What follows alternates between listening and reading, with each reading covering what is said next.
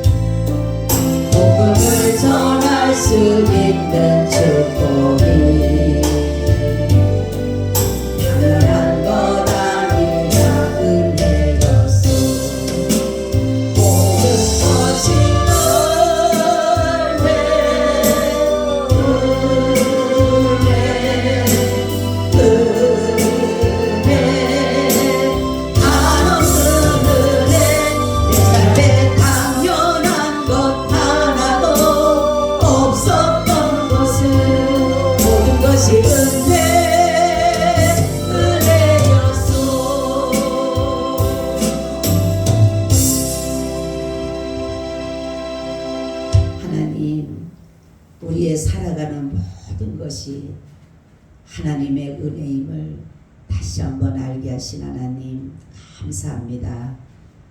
우리가 사나 죽으나 주의 것으로서 이제 나를 위한 삶이 아니라 나를 위해 죽으신 주님을 위한 삶으로 온전히 살아갈 때에 우리의 삶이 항상 은혜의 삶이 되는 줄로 믿습니다.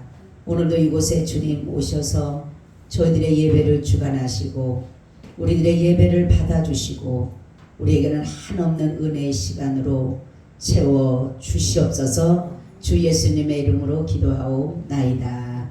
아멘. 인사 나눕니다. 예수님 덕분에 살만 납니다. 예수님 덕분에 쉼바람 납니다. 예수님 한 분으로 만족합니다. 예수님 최고세요. 예수님 만세 만세 만세. 할렐루야. 아멘. 오늘의 말씀의 제목은 빛은 빛으로 나타나나니라는 제목을 가지고 말씀을 드리려고 합니다. 우리도 예수님을 믿기 전에는 어둠에 있었다라는 것이에요. 그래서 이제 우리 주님께서 우리를 그 어둠 가운데서 불러내셔서 우리의 신분을 이제는 어둠의 자녀가 아니라 무슨 자녀가 됐어요? 그렇죠. 빛의 자녀가 되었다라는 거죠. 그러니까 빛은 빛으로 나타난다라는 의미는 뭐냐면 자기의 사명을 말하는 것이에요. 빛은 빛의 사명을 하는 것이고 어둠은 어둠의 사명을 하는 것이다 라는 것이에요. 우리가 창세기를 봐도 그렇고 빛의 사명은 뭐냐면 나타내는 것이에요. 드러내는 것이에요. 그죠? 그래서 아담이 죄를 짓기 전에는 하나님과 같이 계셨고 그래서 부끄러운 줄도 모르고 그냥 같이 지냈다라는 거죠. 모든 것이 나타나도 죄가 없기 때문에 그 당시에는 그러니까 부끄러운 것도 없고 수치스러움도 없고 다 그대로 드러내고 있었다라는 거죠. 그러니까 하나님 앞에 있을 때도 벌거벗었던 것이고 죄를 지었을 때도 벌거벗었는데 바로 빛으로 있을 때는 그 벌거벗은 것들이 수치나 이런 것이 아니었던 것이죠. 그런데 어둠의 것들은 뭐냐면 이제는 죄를 범함으로 인해서 아담이 죄를 범함으로 인해서 뭐를 합니까? 뭐랍니까? 나뭇잎으로 자기의 부끄러움을 가리잖아요. 그죠? 그렇죠. 그러니까 죄는 이 어두움의 사명은 가리는 거예요. 가리는 거. 숨겨놓는 거예요. 그래서 바로 우리를 불러낸 것은 바로 하나님께서도 아담을 부르신 것은 그런 거. 아담아, 네가 어디 있느냐? 바로 빛으로 비추신 거예요.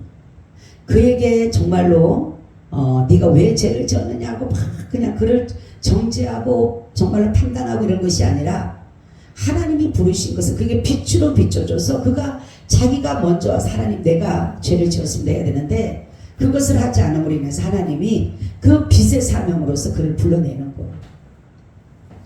바로 우리가 하나님 앞에 이렇게 빛 가운데로 인도되어져서 빛의 자녀가 된 것은 우리의 행위나 의가 아니에요. 전적인 하나님의 뭐예요? 은혜다라는 거죠. 은혜.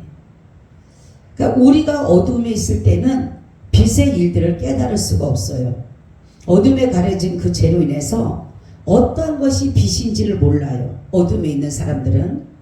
그래서 어둠에 가려진 거짓, 악, 더러움, 탐욕, 어리석음, 누추함, 부정과 불법과 불의 이러한 것들은 빛의 역사를 빛의 일들을 알지를 못하는 것이에요. 그래서 이 모든 것들은 어둠에 있는 것들은 마귀적이고 정욕적이다라는 것이에요.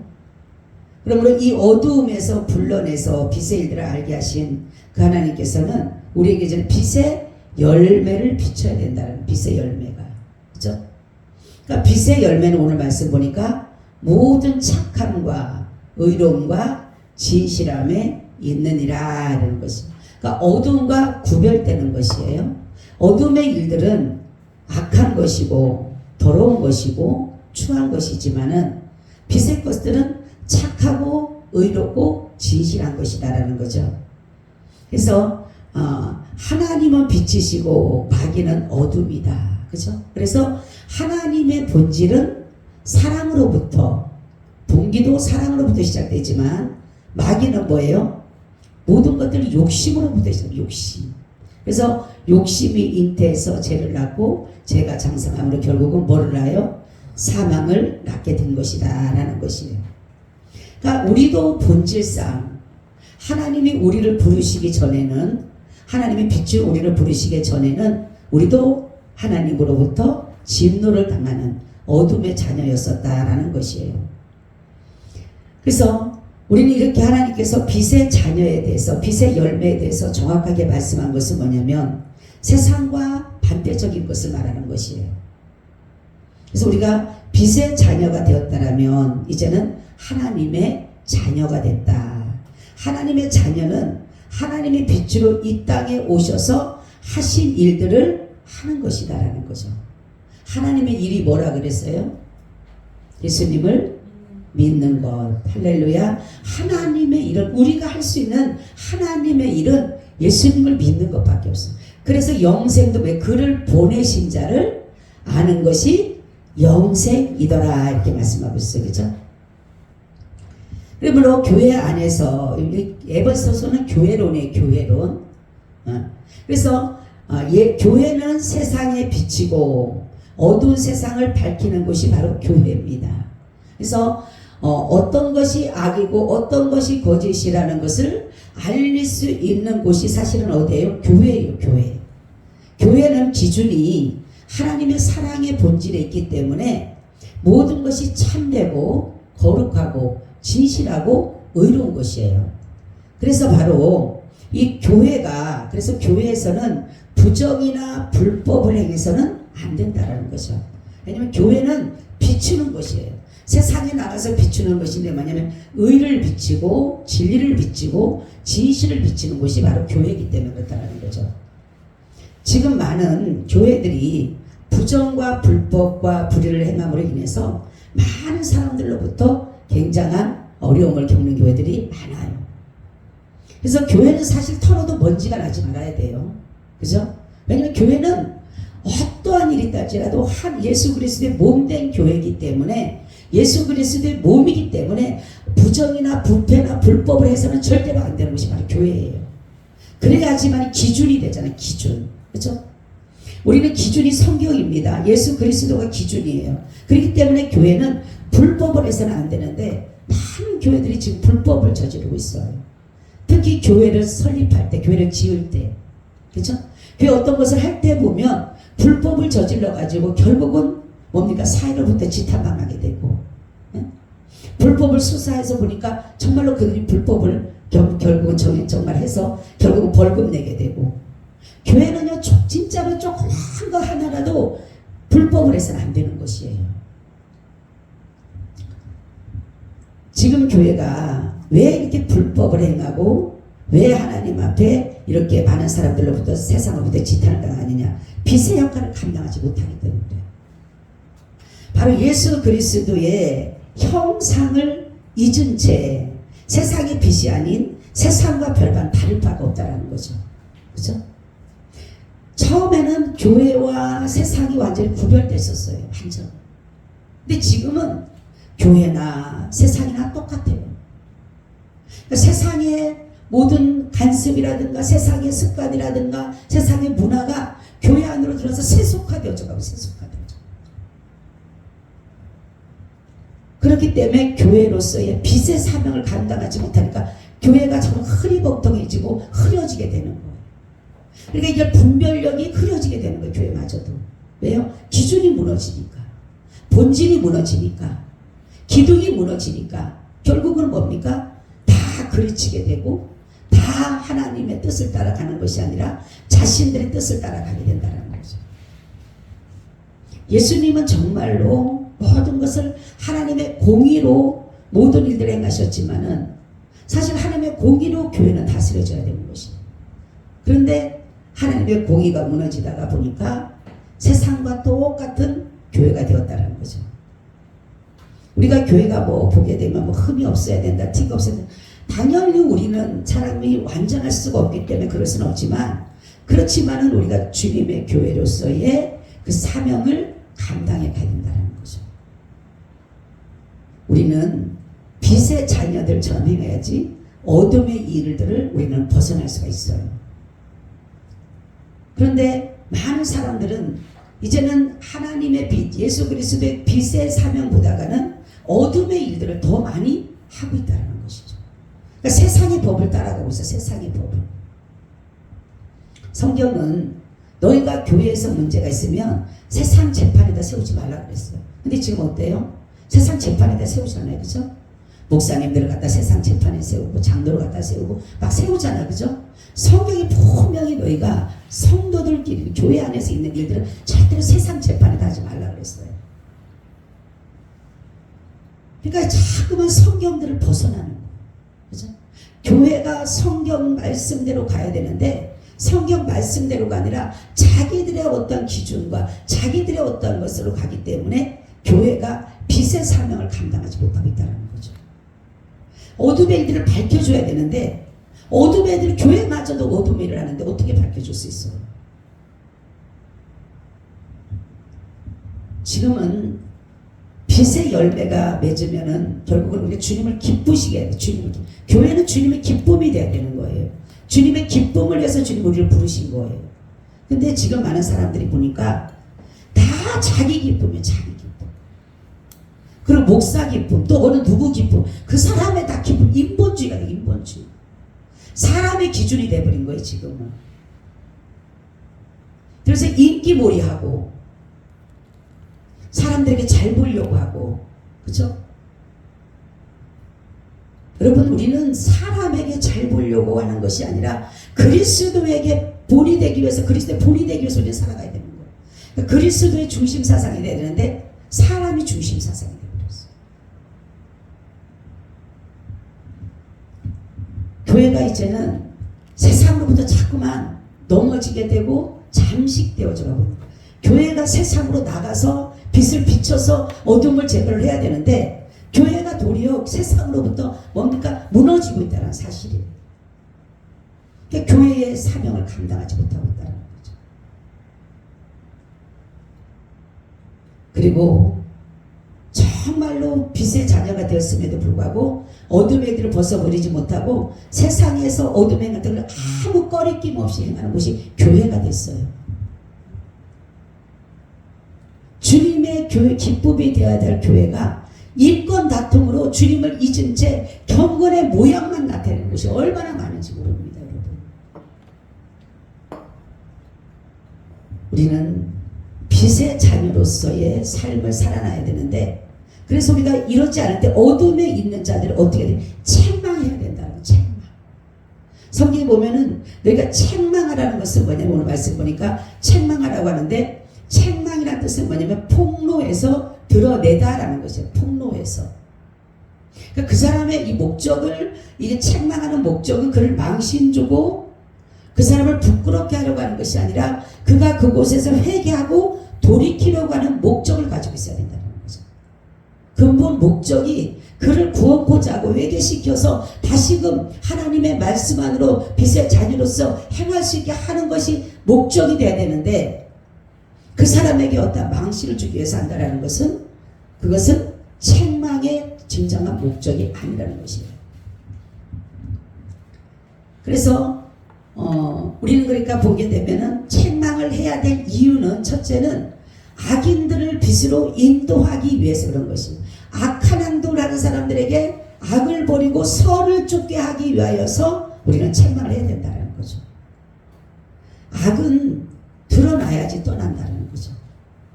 악을 그대로 숨겨놓다 보면 결국은 그 악이 결국은 행동이 나오게 되고, 결국은 결과가 뭡니까? 하나님의 진노를 당할 수밖에 없게 된다는 거죠. 그래서 우리는 계속적으로 악한 일을 하는 자들에게 선한 일로 예수 그리스도의 빛 대신 예수께로 오기를 위해서 우리는 때로는 그들을 책망해야 된다는 것입니다. 두 번째는 책망 이유는 진리에 충실하기 위해서 그런 것이죠. 진리는 사수해야 돼요. 그렇죠? 교회 안에 비진리가 들어오게 되면 우리는 그들을 책망해야 되는 것이에요. 자신들이 옳은 양 진리를 벗어나려고 하는 자들을 책망하여야 되는데, 바로 지금은 그들을 책망하기보다는 그들을 도리어 끌어안는 경우가 있다는 거죠. 그러다 보면 어떻게 됩니까? 성경에 나와 있어요. 불을 품고야 너희가 어찌 몸이 타지 아니하랴. 누구를 품느냐에 따라서 틀려요. 예수 그리스도의 진리 대신 예수를 품으면은, 그 진리를 사수하기 위해서 품으면은 우리에게 은혜가 되지만, 아니면은 그 비진리를 행하고 악을 행하는 진리를 떠난 자들에게 품게 되면 결국 내가 불의한 자가 되는, 불의한 자. 그 타게 되는 거예요. 나도 불의한 자가 될 수밖에 없다는 거죠. 그래서 예수 그리스도만이 진리시다. 예수님 외에는 다 자신의 방법이나 자신의 뜻이나 자신의 생각일 수밖에 없다는 거죠.